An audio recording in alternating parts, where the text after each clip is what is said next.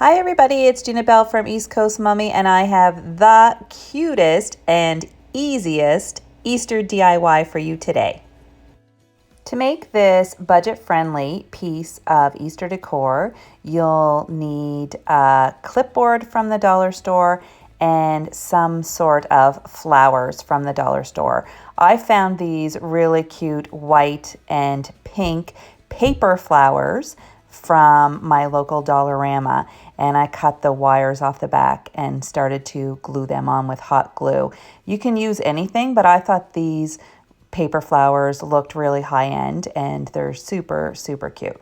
So basically you just take some hot glue, stick it on the back of the flower, and just keep gluing until the entire clip is covered. Now that you have your clipboard completed, you just need a cute piece of artwork to display. So I designed this sweet Happy Easter print that you can download for free on my blog and print at your local copy center or photo developing place. So I'll leave the link in the description and you can pop over and grab a print for yourself. The frame looks good as it is with just the flowers, but I thought I wanted to add a little more detail and tie it in more with my farmhouse decor. So I took my print off and I added a piece of ribbon to the bottom of the clipboard. But this part is totally optional and it's totally up to you if you want to leave it plain or if you want to add a piece of ribbon to the bottom.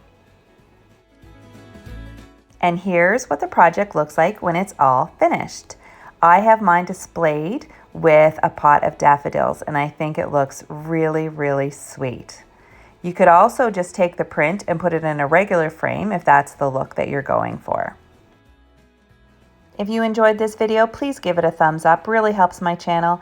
And if you want to see more videos like this, consider subscribing and hitting that bell.